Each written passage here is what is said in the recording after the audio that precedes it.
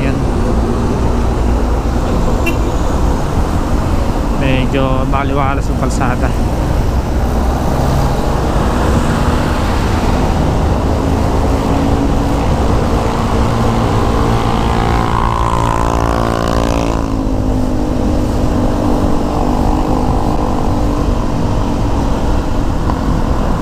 Kwenta lang para hindi masyadong mabilis. Sapat-sapat lang.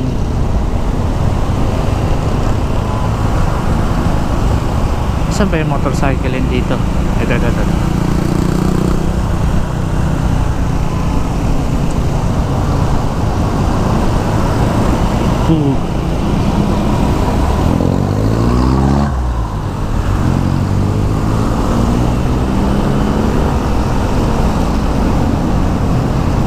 Dito ako madalas sa dumadaan sa motorcycling na to kasi ano to semento, purong semento.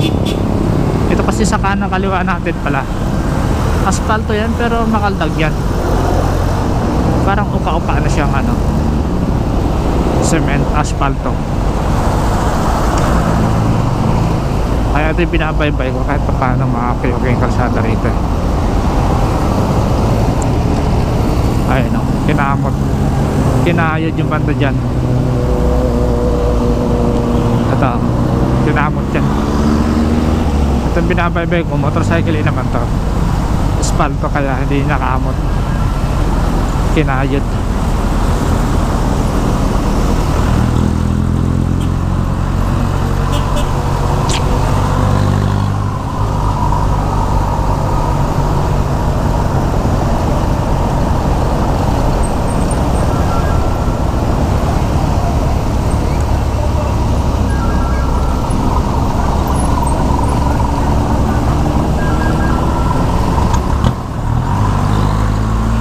Pero siguro pag kumaha ko niyan, yung kukunin kong style ng manibela, yung relax lang katulad ng neto, hindi yung para nakadapa. Parang meron kasi ganun yun may nakita ko.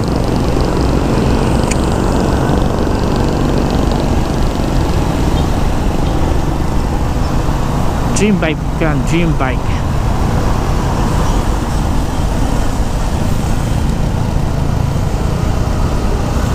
Kawasaki Ninja 400 above. Pero 400 sapat na siguro sa akin yan. Saka pag umuwi ako ng Bicol, gusto ko yung handlebar ng aking motor sa manibela yung nakarelax lang kasi medyo alayo-alayo. 400 nasa 500 kilometers yata yun. Siguro aabot ng ano 600 kilometers hanggang doon sa amin.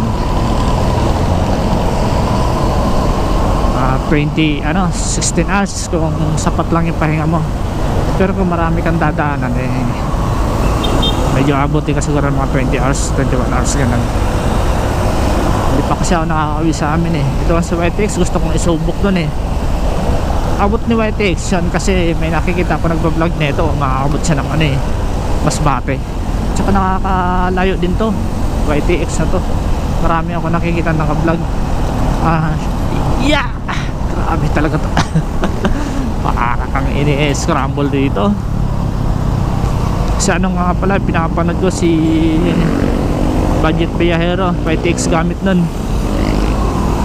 Kung saan saan pupunta yun, nakailang balik na siya ng Bicol tapos ang Bales. Madalas ko pinapanood pala yun si Budget Biyahero, taga Bulacan siya, gamit na YTX. Ayan na, may dream bike Kawasaki Ninja. May kulay green yan green tsaka black. May nakita akong black yan, ang ganda rin. Sana makabili tayo nun.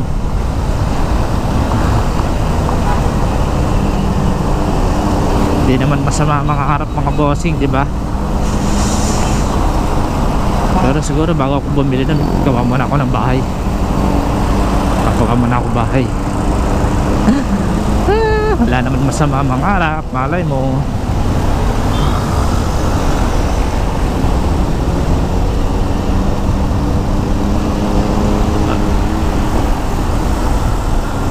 Dito na tayo sa East Avenue. East Avenue.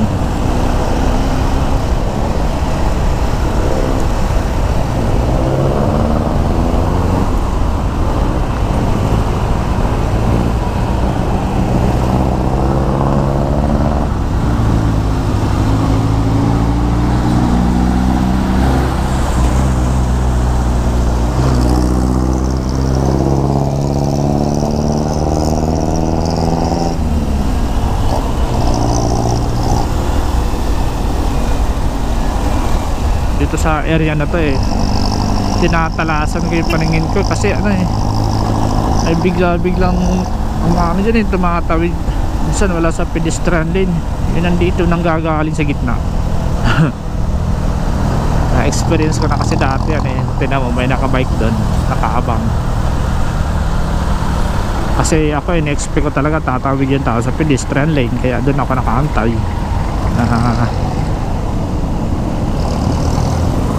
Tulad niya yun, di ba? Kung saan lumulusot. Ano yun, crossbox yun. Hindi naman natin sila masisisi dun eh. Gusto nila yun eh. Ang in-expect ko talaga dito sa pedestrian lane ganun talaga. Ito, buti dito may pedestrian lane.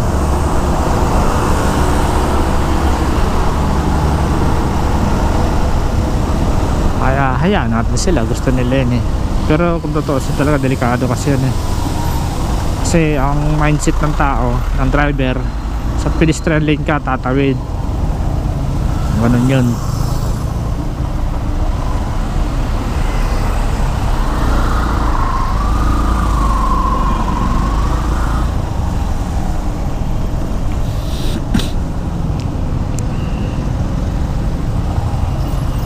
Uy, si Dragon Balls yan ah.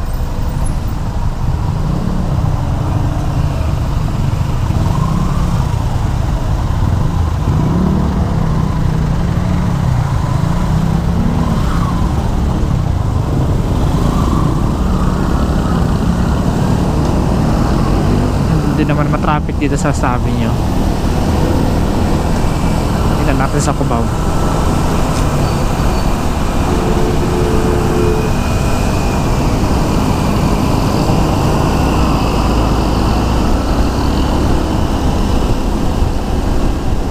Napalusot ako dun ah.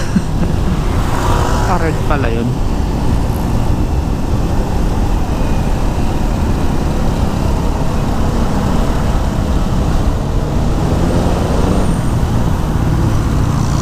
Kasi naka green doon tapos naka red. Ano yun?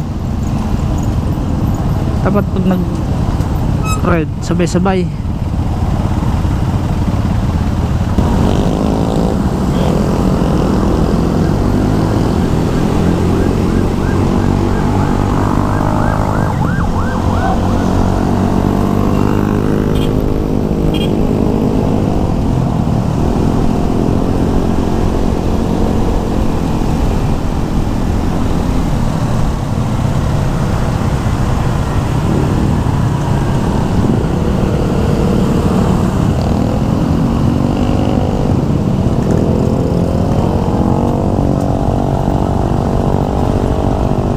Bilis na stoplight dito.